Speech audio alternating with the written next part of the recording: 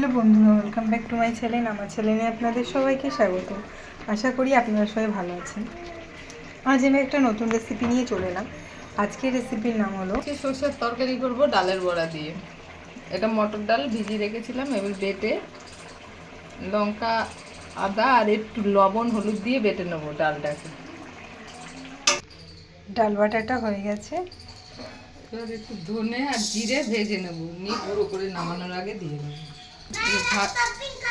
ভাজা মশলা বানাচ্ছি, একটু ধনে দিয়েছি আর একটু জিরে দেবো, দিয়ে ভেজে তরকারিটা নামানোর আগে গুঁড়ো করে দিয়ে দেবো। কড়াইয়ে তেল দিলাম, বড়াগুলো ভেজে নেবো, একটু ছোটো ছোটো করে ভাজবো।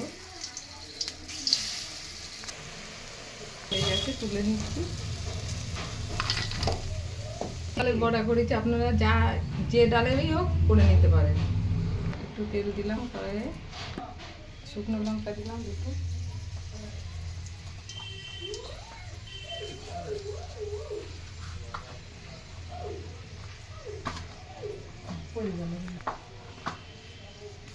একটু পাঁচফোড়ন দিলাম,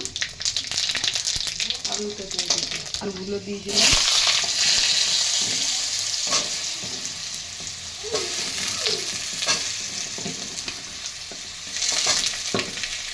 আলুটা একটু ভেজে নেবো, তারপরে শসাগুলো দেবো।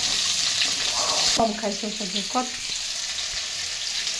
একটু আদা দিলাম, কাঁচা লঙ্কা,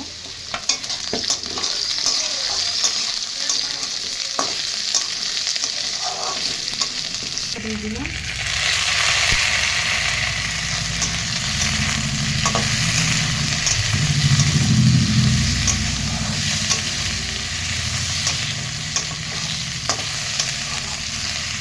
শসাগুলো কিন্তু এই বীজ ফেলে দিতে হবে, আমি বীজ ফেলে দিয়েছি ওপর থেকে। প্রতি শসা না ফেললেও হতো, কিন্তু আমি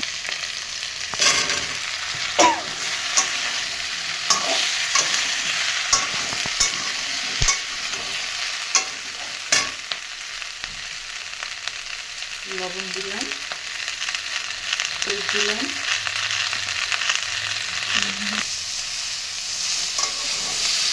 এবার ভালো করে একটু কষিয়ে নেব।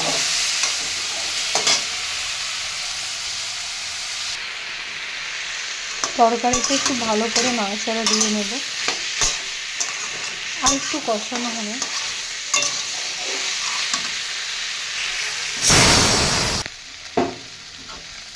কষানো হয়ে গেছে, এবার জল দিয়ে দেবো।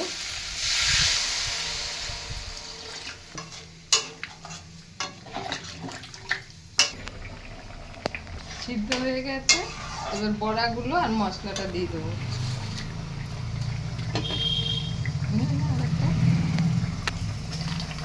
আমি একটা মটর ডালের বড়া দিই, পছন্দ মতো ডালের বড়া দেবো। ধনে জিরে ভেজে গুঁড়ো করে রেখেছিলাম, দিয়ে দিলাম। আরো 5 মিনিট ফুটবে, তারপরে নামিয়ে দেবো।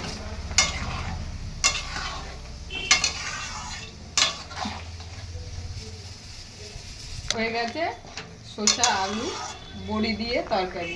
বড়া বড়া বড়া ভুল হয়ে যায় আমার, খালি শসা আলু বড়া দিয়ে তরকারি।